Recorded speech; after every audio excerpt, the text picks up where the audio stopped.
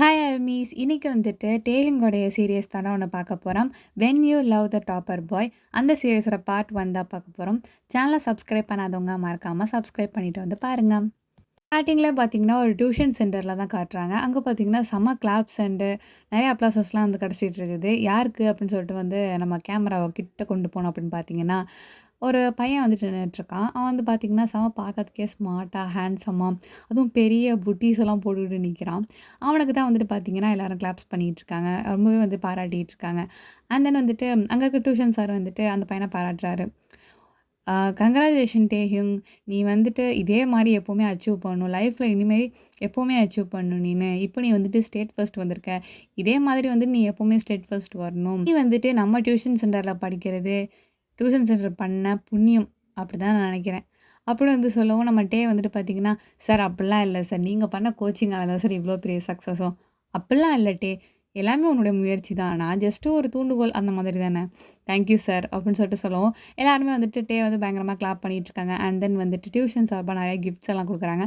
So அதெல்லாம் வாங்கிட்டு எப்பவும் போல மாதிரி 6 மணி போல் என்ன பண்ணுறாருன்னா வந்துட்டு நம்ம டே வந்துட்டு வீட்டுக்கு போயிட்டுருக்காரு. அப்போ வந்து பார்த்திங்கன்னா நம்ம சுகா இருக்கார்ல, அவர் வந்துட்டு ஜாயின் ஆகிக்கிறாரு.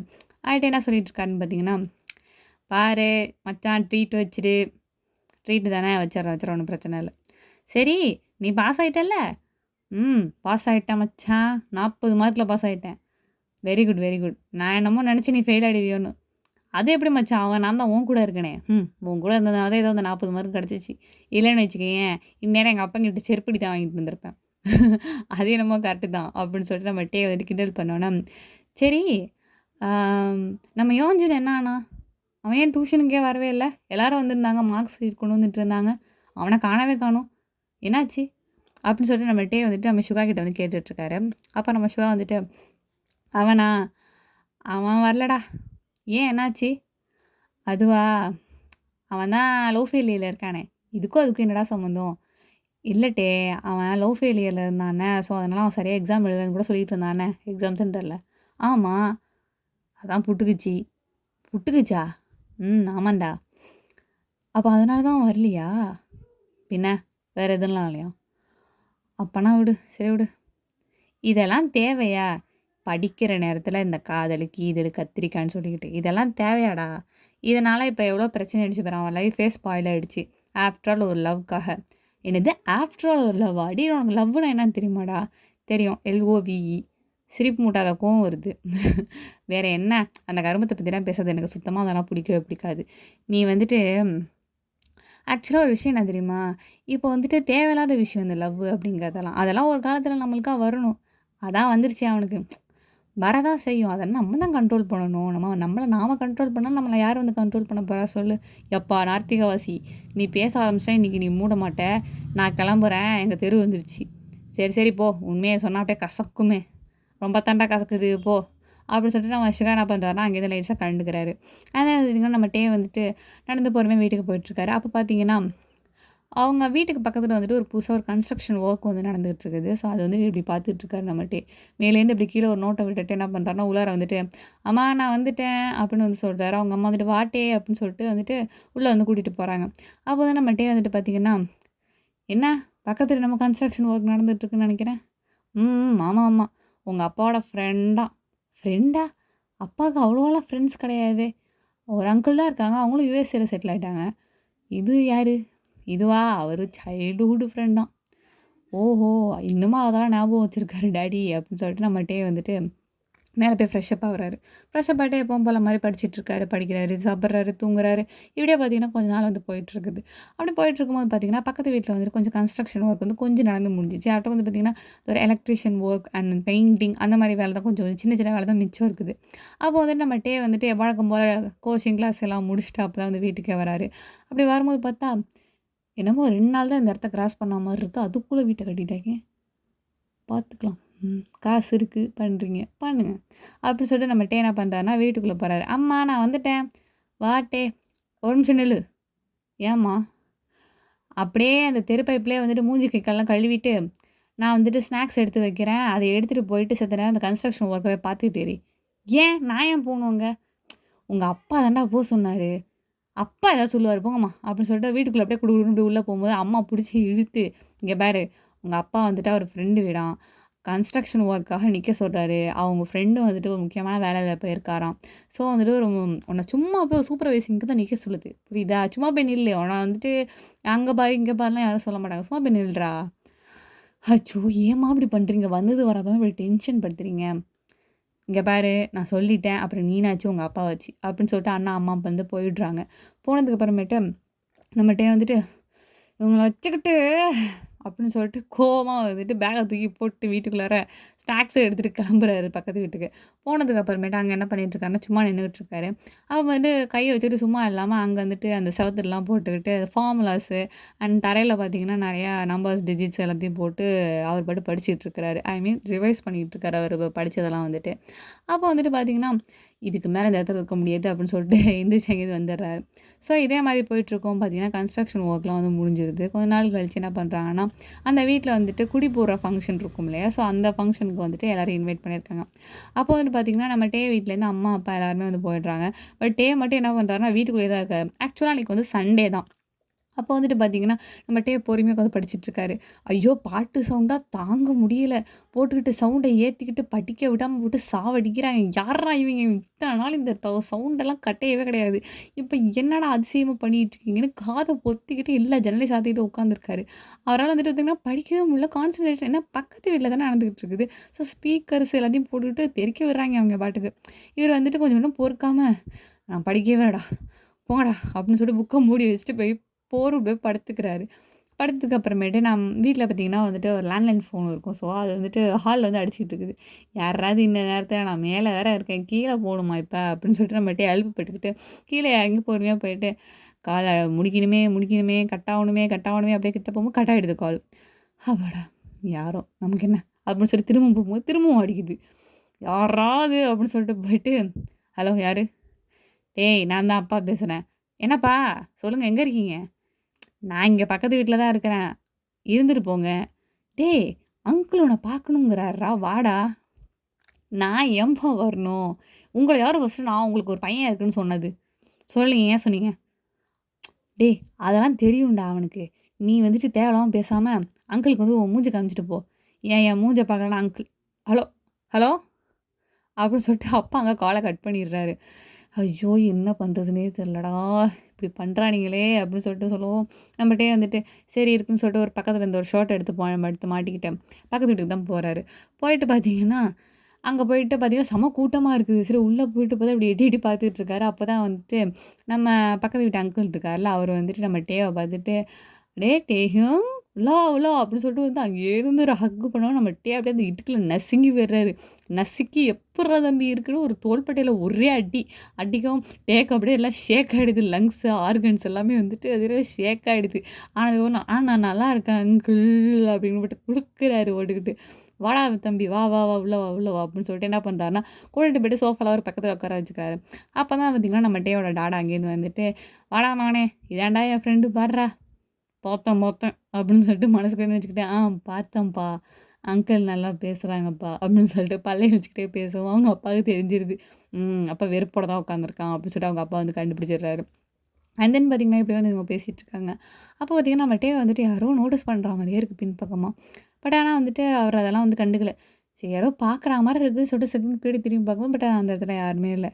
ஆனால் என்னமோ ஒரு இந்த ட்ரெஸ்ஸு வந்துட்டு இப்படி டக்குனால போனால் எப்படி இருக்கும் அந்த மாதிரி இருக்குது. ஒரு லெஹங்கா அண்ட் வந்துட்டு பார்த்திங்கன்னா ஸ்கர்ட்டு அதெல்லாம் வந்துட்டு இப்படி போகும்போது இப்படி தெரியும்ல. ஸோ அந்த மாதிரி தான் இருக்குது. யாரோ ஒரு பொண்ணு போல இருக்குது போகிறாங்க வராங்க போல இருக்குது. சரி நம்மளெல்லாம் பார்க்க மாட்டாங்க அப்படின்னு சொல்லிட்டு நம்மகிட்டே என்ன பண்ணுறேன்னா அவர் பாட்டு உட்காந்துருக்காரு. உட்காந்துருக்கும்போது நேராக அவங்க அம்மா கிட்டே போயிட்டு அம்மா நான் வீட்டுக்கு போகிறேம்மா. டேய் இருடா இங்கே பாரு பாயாசம் பண்ணுறாங்க ஆண்டி சாப்பிட்டு போ. எனக்கு பாயாசம்லாம் பிடிக்காது. வீட்டில் அடிச்சுக்குவீங்க அப்பாவும் நீனும். அம்மா ப்ளீஸ்மா சரி போ அப்படின்னு சொல்லிட்டு சொல்லுவோம். ஏன்ட்டே எங்கள் வீட்டில் பாயாசம் சாப்பிட மாட்டியா? இல்லை ஆண்டி கொஞ்சம் படிக்கிற வேலை இருக்குது. நாளைக்கு டெஸ்ட்டு நிறையா இருக்குது. ஸோ நான் இன்னொரு நாள் வந்து பாயாசம் குடிக்கிறேன் ஆண்டி அப்படின்னு சொன்னோன்னே சரிப்பா நான் கண்டிப்பாக போட்டு வைப்பேன் நீ வந்துருக்கணும் அப்படின்னு சொன்னோன்னே கண்டிப்பாக குடிக்கிறேன் ஆண்டி அப்படின்னு சொல்லிட்டு அங்கேயிருந்து ஓட்டம் பிடிச்ச அவர் தான் வீட்டில் வந்து நின்றுருக்காரு. நின்றுட்டு பார்த்தீங்கன்னா வீட்டுக்குள்ளே போயிட்டு பொறுமையா உட்காந்து படிச்சுட்ருக்காரு. அப்போ வந்துட்டு பார்த்தீங்கன்னா, இப்படியே வந்துட்டு சவுண்டு கேட்டுட்டே இருக்கு. ஸோ படிக்கவே முடியல. என்னடா இவங்க இப்படி பண்றாய்ங்க அப்படின்னு சொல்லிட்டு என்ன பண்றாருன்னா, சரி கொஞ்ச நேரம் வந்துட்டு வாசல்லையாவது போய் நிப்போம் அப்படின்னு சொல்லிட்டு பொறுமையா வந்துட்டு வாசல்ல வந்துட்டு போய் இருந்து வேடிக்கை பார்த்துட்ருக்காரு. அப்படி பார்த்துட்டே இருக்கும்போது பார்த்தீங்கன்னா, பக்கத்து வீடு மாடி அந்த அங்கிள் இருக்காரு இல்லையா? அவங்க வீட்டு மாடியிலேருந்து பால் வந்துட்டு விழுந்துருது. அந்த பாலட்டயே எடுத்துட்டு, "என்னது இது?" அப்படின்னு சொல்லிட்டு பார்த்துட்டு திரும்பவுமே பால தூக்கி மேல போட்டு விட்டுர்றாரு. போட்டு திரும்பவுமே நம்ம வந்துட்டு எதுவுமே கண்டுக்காம ஒரு பாட்டு ஸ்டைலா நின்னுட்டு இருக்காரு. பால அங்கேருந்து மட்டார்ன்னு மண்டையிலே அடிக்கும். எவன்டா அவன்? அப்படின்னு சொல்லிட்டு பால தூக்கி அப்பதான் பார்த்தீங்கன்னா, அவரு தூக்கி ஒரு ஃபோர்ஸ்ல எறிஞ்சிருப்பாரு வாசல்ல. பட் ஆனா, அந்த நேரம் பார்த்தா வந்துட்டு குப்பை வண்டி இருக்கும்ல, அது வந்துட்டு என்னன்னா, அப்பதான் கிராஸ் பண்ணுது அவர் வீட்டு வாசல. ஸோ ஒரு பால போடவும், அது கிராஸ் பண்ணவும் கரெக்ட்டா இருந்திருக்கு. அந்த பால் என்ன பண்ணுதா, போயிட்டு அந்த வண்டியில விழுந்துருது. விழுந்தத பார்த்துட்டு ஆக்சுவலா நம்மட்டயே அத கவனிக்கவே இல்ல விழுந்தத வந்துட்டு. அவர் செம்ம டென்ஷன்ல இருக்காரு மண்டையில விழுந்ததுனால. ஏன்னா காலைலேருந்து நேரமே சரியில்லல்ல, அதனால சொல்லிட்டு. அப்போ வந்துட்டு விழுந்துட்டு என்ன பண்ணிட்டாருன்னா, வந்துட்டு மேல எங்கேயோ போய் பார்த்துக்கிட்டே இருக்கும்போது, அப்பதான் அங்கேருந்து ஒரு குட்டி பையன் வந்து எட்டி பார்த்துட்டு, "அண்ணா பால மேல போடுங்கண்ணா." "என்னது பாலா? பாலாம் கிடையாது போடா" அப்படின்னு சொல்லிட்டு கத்தி விடவும், "என்னாச்சு?" அப்படின்னு சொல்லிட்டு அங்க யாரோ கேட்குறாங்க. அந்த அண்ணா பால் தரமாட்றாங்க. "கேளு" அப்படின்னு சொல்லிட்டு சொல்றாங்க போல இருக்கு. "அண்ணா ப்ளீஸ்ண்ணா குடுங்கண்ணா பால் வேணும்ண்ணா விளையாடணும்ண்ணா." "வேலைலாம் கிடையாது போடா" அப்படின்னு சொல்லிட்டு வீட்டுக்குள்ள போய் கதவ சாத்திக்கிறாரு. கதவுனா அந்த பையன் வந்துட்டு என்ன சொன்னான்னு தெரியல. அங்க இருக்கவங்க வந்துட்டு பேசிட்டு இருக்காங்க. தென் பார்த்தீங்கன்னா, நைட் வந்துட்டு எப்பவும் போல மாதிரி நம்மட்டயே வந்துட்டு அம்மாட்ட வந்து பேசிட்டு இருக்காரு. சரி என்னதான் இவங்களுக்கு பிரச்சனையா? காலையிலேருந்து ஒரே டென்ஷனா இருக்குது. இன்னைக்கு ஃபுல்லா நான் படிக்கவே இல்ல. பாட்ட போட்டு சாவடிச்சுட்டாய்ங்க. நாளைக்கு எவ்வளோ டெஸ்ட் இருக்கு தெரியுமா? நான் அதுக்கெல்லாம் இன்னும் ரிவிஷனே பண்ணல. ரிவிஷன் தானடா ஒன் சைட்ல பண்ணிரலாம்டா. ஏன்டா இப்படி பண்ற? போடா! அப்படின்னு சொல்லிட்டு அம்மா திட்டவும், அம்மா உங்களுக்கு தெரிய மாட்டுதும்மா ரிவிஷன் பண்ண எவ்வளோ நேரம் ஆகும் தெரியுமா? இங்க பாரு உன்னுடைய ஸ்டடீஸ் ப்ராப்ளமெல்லாம் நீயே பார்த்துக்கணும். அத வந்துட்டு என்கிட்ட பேசிட்டு எனக்கு டென்ஷன ஏத்துனேன்னு வச்சுக்கோயேன், அப்படியே மண்டையில போட்டுருவேன் இந்த கரண்டியால. போடா! அப்படின்னு சொல்லிட்டு அம்மா துரத்தி விட்டுர்றாங்க. இதே மாரி பார்த்தீங்கன்னா, ஒரு 2 டேஸ் வந்து இப்படியே போயிடுது. போனதுக்கப்புறமேட்டு, "நான் போயிட்டு வரேன்" அப்படின்னு சொல்லிட்டு நம்மள்ட்ட என்ன பண்றாருன்னா, கிளம்புறாரு ஸ்கூலுக்கு வந்துட்டு. அப்போதான் அவங்க அம்மா, "ஒரு நிமிஷம் நில்லு. என்னம்மா? பக்கத்து வீட்டு பொண்ணு வந்துட்டு நீ இன்னைக்கு ஸ்கூலுக்கு அழைச்சிட்டு போணும்." "எந்த பக்கத்து வீட்டு பொண்ணு?" "நம்ம பக்கத்து வீட்டு பொண்ணு தான்டா." "யாரு? அப்பாவோட ஃப்ரெண்டு பொண்ணா?" "ம். ஆமா." "அவருக்கு பொண்ணு இல்லாம இருக்கு?" "இருக்குடா அன்னைக்கு நீ பார்க்கலையா வந்தப்ப?" "நான்லாம் யாரையும் பார்க்கல." "நான் எதுக்கு அந்த பொண்ண அழைச்சிட்டு போணும்? ஏன்? அவளுக்கு கால் இல்லையா? வழி தெரியாதா? நடந்து வர மாட்டாளா?" "இங்க பாரு, அவங்க இப்ப தான் வந்துட்டு இந்தியா வந்திருக்காங்க.